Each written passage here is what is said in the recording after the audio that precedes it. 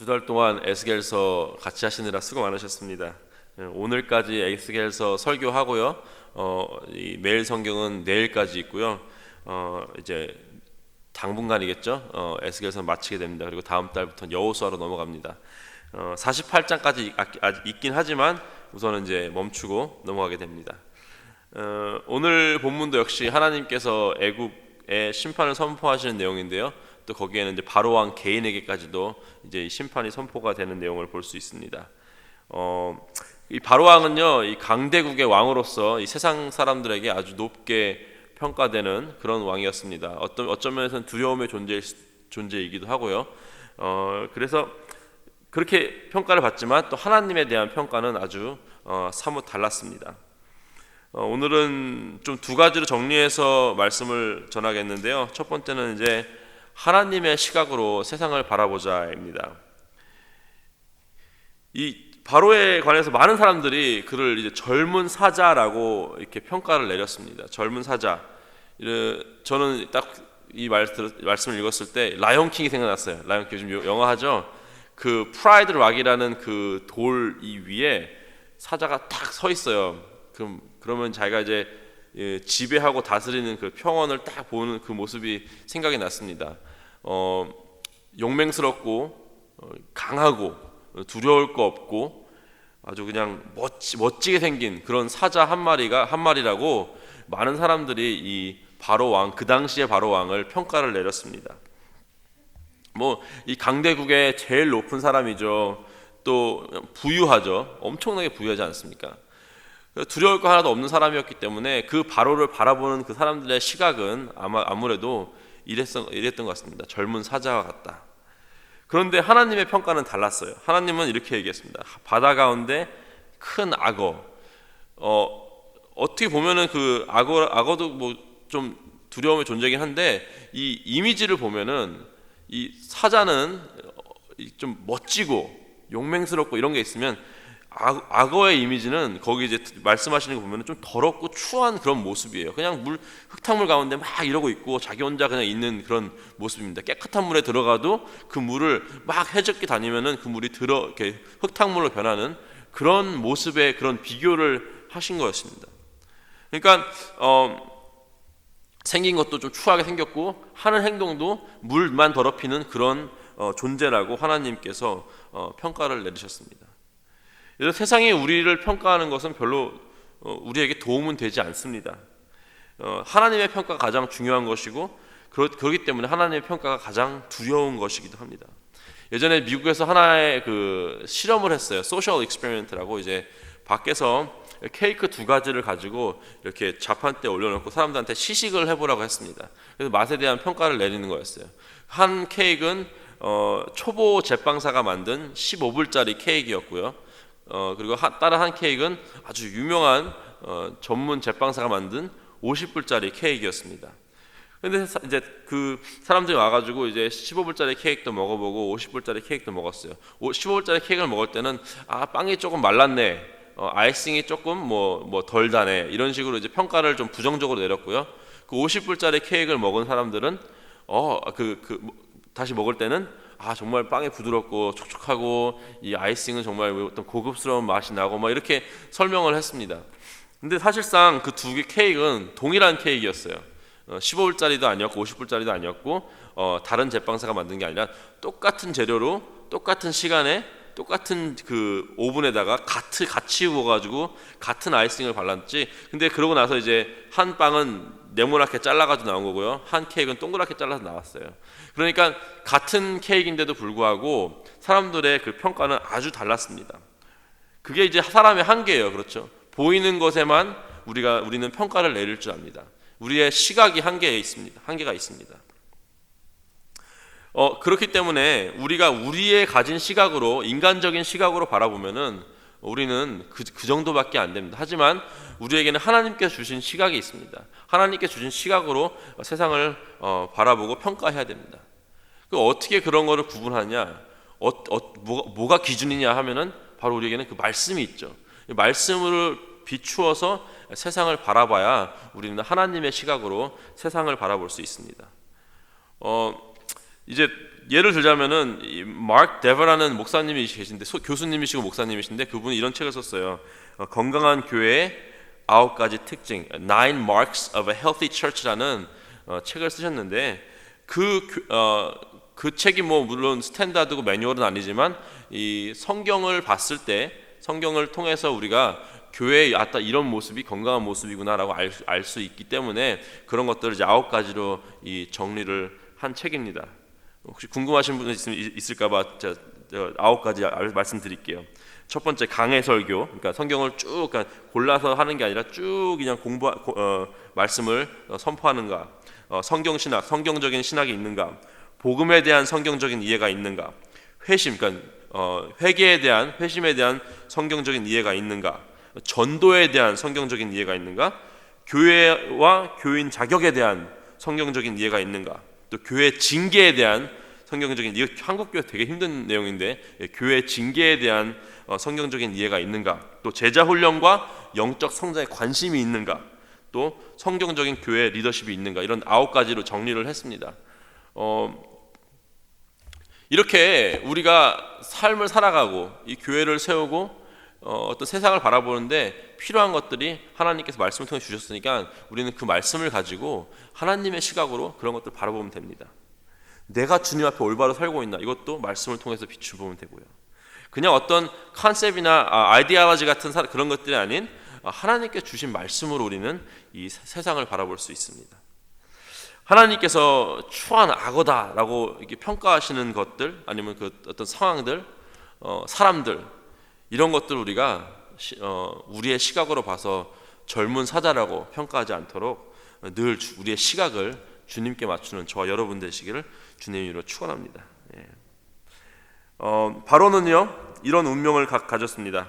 하나님께 선포하십니다. 한 마리의 물고기처럼 그물에 낚일 것이다. 3절에 나와 있고요. 그리고 그 그물에 낚여가지고 던져져가지고 막 새들이 먹고 다른 짐승이 먹게 될 거라고 4절에 나옵니다.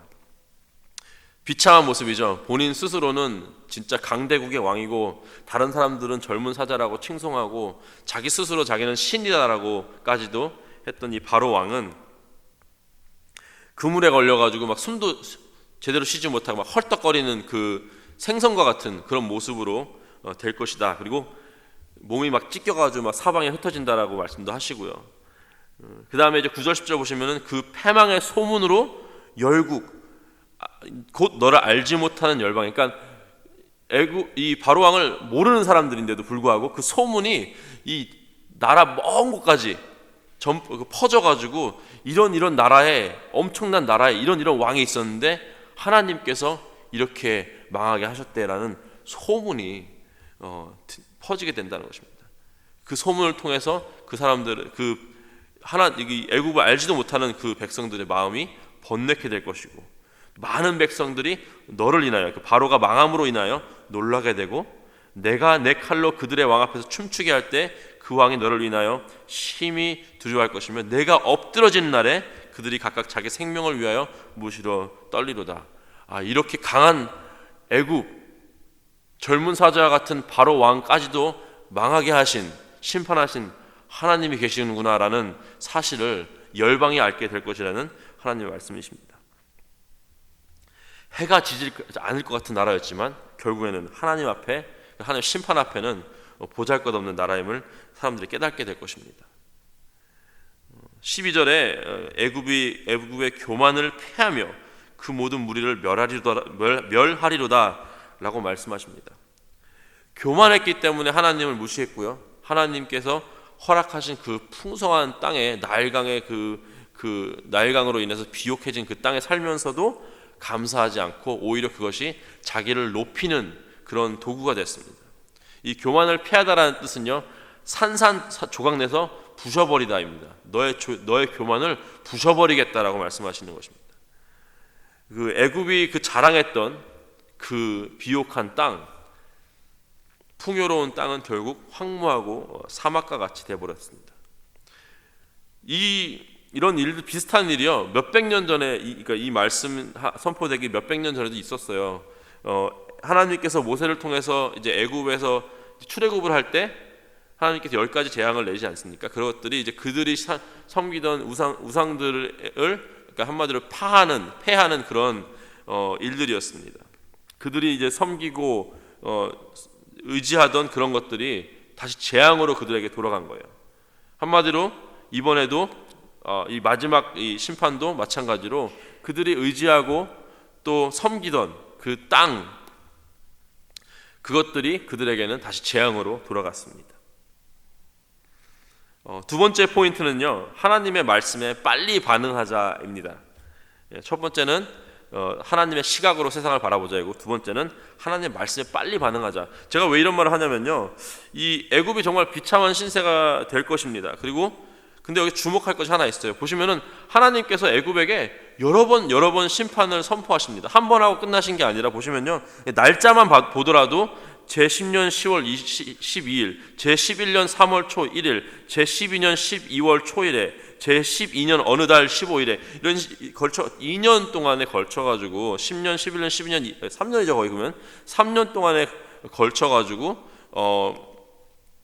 심판을 선포하세요. 한 번에 끝나도 사실은 애굽은 할 말이 없었지만 여러 번 오랫동안 계속해서 에스겔을 보내십니다. 왜 그럴까 한번 생각을 해봤는데 오늘 본문 내용은 아니지만 다음 장에 나온 33장 11절 보시면요, 이해가 돼요. 제가 읽어보드리겠습니다. 나는 악인의 죽는 것을 기뻐하지 아니하고 악인이 그 길에서 돌이켜 떠나서 사는 것을 기뻐하노라 라고 하나님께서 말씀하세요. 어쩌면 하나님께서 애굽이 또 바로 왕이 회개하는 것을 원하셨을 수도 있어요. 그래서 한 번만 보내서 그냥 끝난 게 아니라 계속해서 말씀은 너네가 이렇게 살면은 심판받을 것이다, 너의 교만이 지금 너의 죄이다 라고 계속해서 찌르시는 거예요. 계속해서 선포하시고 계속해서 설득시키시는 거예요. 이게 심판의 말로 마지막까지 기회를 주셨습니다. 죽음을 택하지 말고 회개해서 회복을 택하라, 수많은 말로 애굽과 바로를 설득시키셨습니다. 하지만 결국에는 애굽은 그 교만이라는 죄를 버리지 못하고 하나님께 심판을 받게 됩니다. 이 아이들이 이제 부모님께 혼날 때 어떤 애들은요, 탁 쳐다만 봐도 눈물 막 흘리면서 이 잘못했다 그런 애들이 있는 반면에 끝까지 잘못했다 안 해가지고 안 맞을 매도 맞는 아이들 있죠. 예. 경험이 다 있으신가 봅니다. 예. 이 애굽은요, 이 교만의 죄를 끝까지 버리지 않았습니다. 자기의 잘못을 인정하지 않았고 정말 하나님께 결국에는 심판을 받게 됐습니다.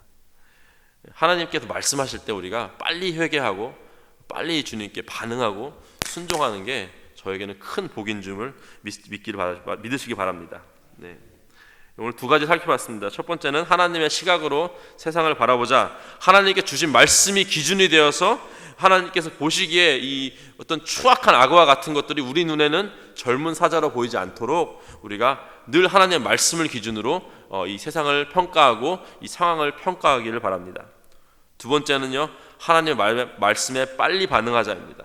하나님께서 애굽에게 2년이 넘도록 기회를 주셨지만 교만했기 때문에 회개를 하지 않고 결국에는 멸망했습니다. 하나님께서는 악인이 죽는 것을 기뻐하지 아니하시고 악인의 그 길을 돌이키니까 회개하고 사는 것을 하신다고 말씀하셨습니다. 긍휼히 하나님께서 우리에게 말씀하실 때 빨리 반응하고 빨리 순종하고 빨리 회개하시는 저와 여러분이 되시기를 주님의 이름으로 축원합니다. 같이 기도하시겠습니다. 하나님 감사합니다. 에스겔서를 2달 동안 같이 공부하면서 많은 것을 느끼고 배웠습니다. 또 오늘 말씀을 통해서 이 세상을 주님의 시각으로 바라보고 주님께서 평가하시는 대로 평가할 수 있는 그 눈을 갖길 소원합니다. 그리고 하나님께서 말씀하실 때 즉시 순종하고 즉시 또 회개하고 즉시 주님 앞에 무릎을 꿇는 저희가 될 수 있도록 하나님께서 도와주시옵소서. 하나님 말씀하실 때 즉시 반응하는 우리 퀸자님 교회 될 수 있도록 하나님께서 역사하여 주시옵소서. 감사드리며 이 모든 말씀 우리 주 예수 그리스도의 이름으로 드렸습니다. 아멘.